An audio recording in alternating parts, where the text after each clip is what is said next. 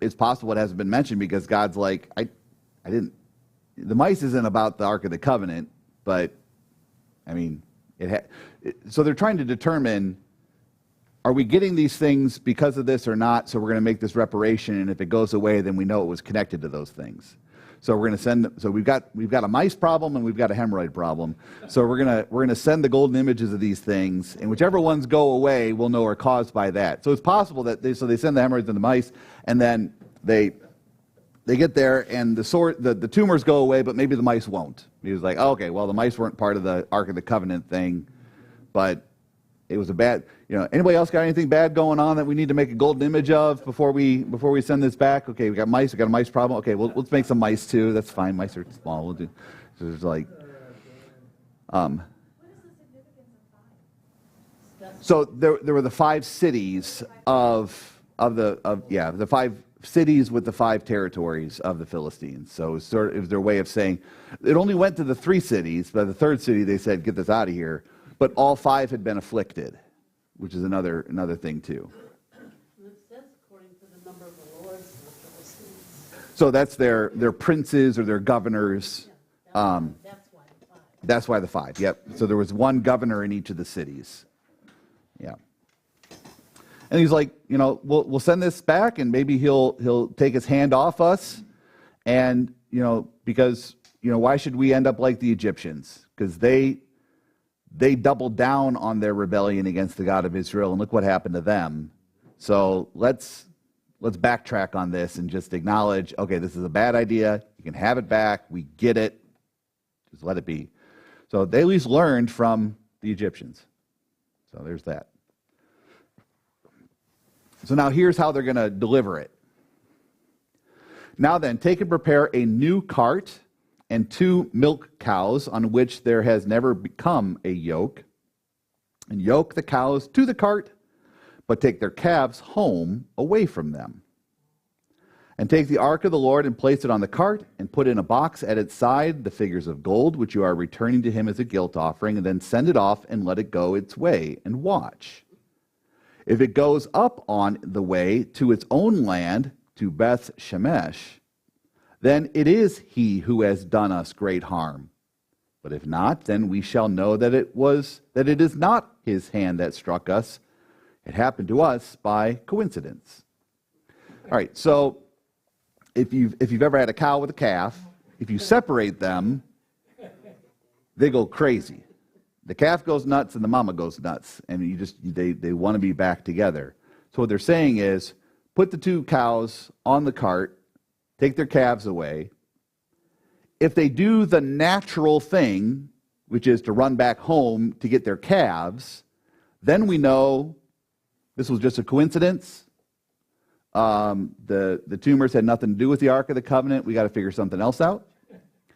But if they do the unnatural thing, which is to go back to Israel away from their calves, which is the unnatural thing, the supernatural thing, then we know, all right, this is of God, and he's directing these cows to do the untypical thing that we couldn't manipulate, because if we just let the cows on their own, they're going to go back to their calves. But if something supernatural is occurring, then they're going to go and take the Ark of the Covenant back to Israel. That's their plan, I guess. It is what it is. So that's why the goats, that's why the cows and the cart and all that kind of stuff. So the men did so, and took 2 milk cows and yoked them to the cart and shut up their calves at home. And when they put the ark of the Lord on the cart and the box with the mice and the tumors, and the cows went straight in the direction of Beth Shemesh along one highway, lowing as they went. So they were moving. They wanted their cow. They wanted their calves. But they're like, but we're compelled to go this way. And they went there straightway. They veered not to the left nor to the right. They went home straightway. Who never come up with this idea? Those silly. They kept moving. Very good. There you go. Well, it's surprising they stayed awake since they were decaffeinated.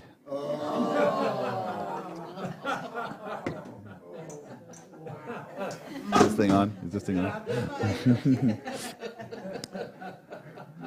All right. Maybe that microphone should have stayed.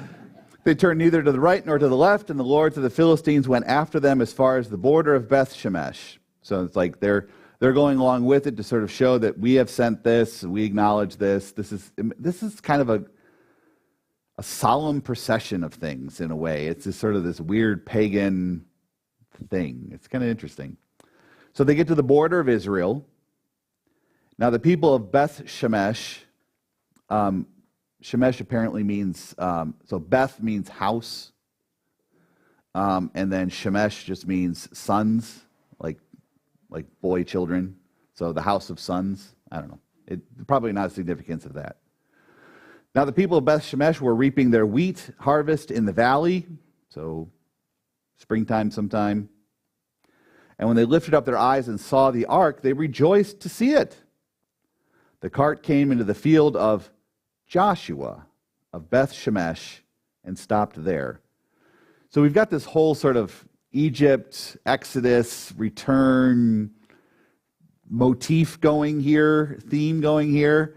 And where does it all end up again? With a guy named Joshua. Kind of a nice little bookend with sort of a nice poetic rhyming of the Exodus story and the Exodus of the Ark story, which is kind of neat. A great stone was there, and they split up the wood of the cart and offered the cows as a burnt offering to the Lord. And the Levites took down the ark of the Lord and the box that was beside it, in which were the golden figures, and set them up on the great stone. So then so Levites lived in various parts of the land, and so there were local Levites, and so they were the ones to handle sacrificing and things like that. And they set them up on the stone. And the men of Beth Shemesh offered burnt offerings and sacrificed sacrifices on that day to the Lord. So far so good. And when the 5 lords of the Philistines saw it, they returned that day to Ekron. So they say, all right, you can sort of see them from a distance, like they were not back, It's all good. It's all good. So they go back. These are the tumors that the Philistines returned, sort of just summing that all up. And, it's like one for all the cities and the mice according to the numbers. And the great stone beside which they set down the ark of the Lord is a witness to this day in the field of Joshua of Beth Shemesh. So again, another one of those sort of monument stones that as people would travel by or go by, they would say, oh yeah, that's the Ark of the Covenant returning with all the mice and the tumors. That's that stone. So it became that landmark, if you will. But all is not good in the land of Beth Shemesh. So it's funny how, when the Ark of the Lord comes to the Philistines, they start treating it with respect, acting more like Israelites, treating it with respect and saying, we got to treat it with honor and restore it. Now when the Ark of God comes among the Israelites, watch who they start acting like. It's Philistines. And God, struck some of the men of Beth Shemesh because they looked upon the ark of the Lord. They looked inside. Yes, they didn't just look at it. They looked inside it.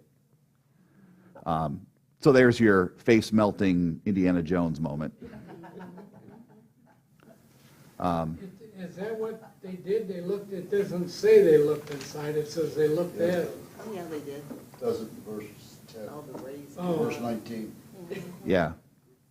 So he struck 70 of them, and the people mourned because the Lord had struck the people with a great blow. And the men of Beth Shemesh said, who is able to stand before the Lord, this holy God, and to whom shall he go up away from us? So they sent messengers to the inhabitants of Kiriath Jearim, saying, hey, the Philistines have returned the ark of the Lord. Come down and take it up to you. It's like, hey, the ark is here. Do you want it? We're not going to mention the 70 dead guys. Don't mind us. And the men of Kiriath Jearim came up and took the ark and brought it to the house of Abinadab on the hill. And they consecrated his son Eleazar to have charge of the ark of the Lord. And from that day the ark was lodged at Kiriath Jearim. A long time passed, some 20 years, and all the house of Israel lamented after the Lord. So we have, 20 years, and then the next event is going to happen. So it didn't go back to Shiloh to the tabernacle. Don't know why. For some reason. So it's in the house of Abinadab with Eleazar watching over it. And Samuel said to the house of Israel, if you are returning to the Lord with all your heart, then put away the foreign gods and the Asherah from among you, and direct your heart to the Lord and serve him only, and he will deliver you out of the hand of the Philistines. So the people of Israel put away the Baals and the Asherah, and they served the Lord only.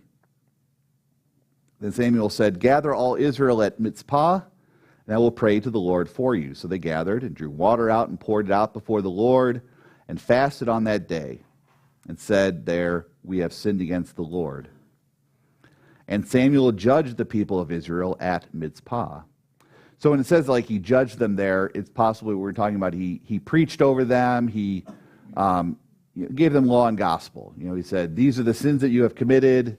This is your atonement, and also to pronounce forgiveness for them.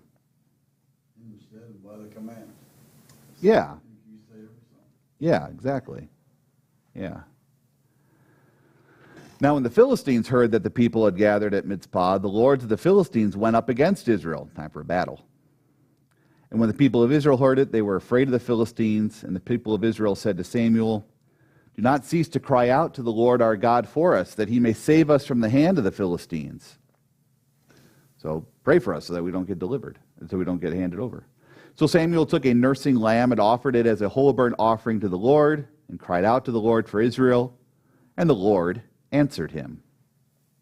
As Samuel was offering up the burnt offering, the Philistines drew near to attack Israel, but the Lord thundered with a mighty sound that day against the Philistines.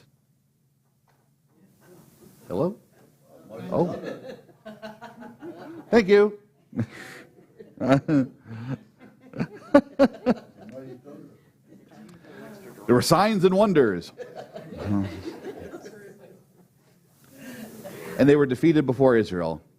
And the men of Israel went out from Mizpah and pursued the Philistines and struck them down as far as Beth-kar. And Samuel took a stone and set it up between Mizpah and Shen, and called its name Ebenezer. For the Lord said, till now the Lord has helped us. So Ebenezer means the Lord has helped. So the Philistines were subdued and did not enter again the territory of Israel. And the hand was against the Philistines all the days of Samuel. All the cities that the Philistines had taken from Israel were restored from Ekron to Gath. And Israel delivered their territory from the hand of the Philistines.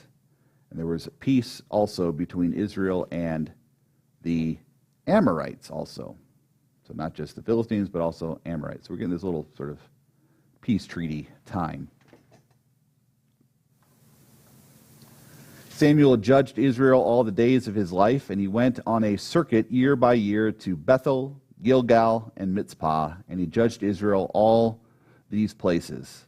Then he would return to Ramah, for his home was there.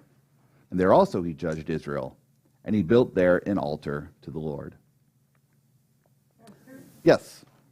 Now, we know that the Romans came, and when the Romans came, there was peace.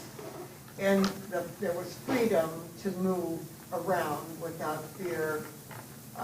And it was set up, so that the gospel could be spread. Is that kind of a similar situation here? I mean, it's a peacetime. Anything significant that happened because of the peace? The nation of Israel is strengthened during this time. We've had a lot of people die, but there's some generations that come now and are strengthened. But what we see is that You got to remember that a lot of times when there's peace among God's people is also when they become complacent. And so it's from this then that they're going to be, from this peace that they're going to begin to call for, well, let's have a king. We need a king. Can we have a king? Let's have a king. You know, and then when the Philistines start harassing them again, it's like, well, now we need a king to lead us against these in a military fashion and things. And God says, you don't need a king. You know, we'll get to that in a minute. So, yeah. Thank you. Yep. Yep. So there's sort of the journey of the Ark of the Covenant.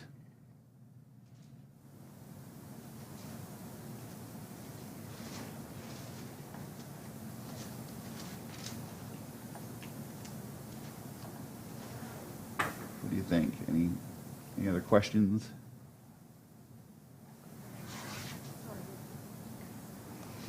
What time is it? 11. I had a question right there. Yes. It says, for the day that the ark was lodged at Kiryat Jearim, a long time passed, some 20 years, and all the house of Israel lamented after the Lord. What does that mean, lamented after the Lord? So, like, repented before the Lord. So they a lamentation would be a crying out of over their sin, and sorrow over their sin for the Lord, against the Lord. So it's their acknowledgement, and so that's why Samuel says, well, if you are returning to the Lord, if you are lamenting after the Lord, then don't just say, you know, you're sorry to the Lord, but also then put away all your idols and things. That makes that go, that understanding makes those two sentences go together. Yep.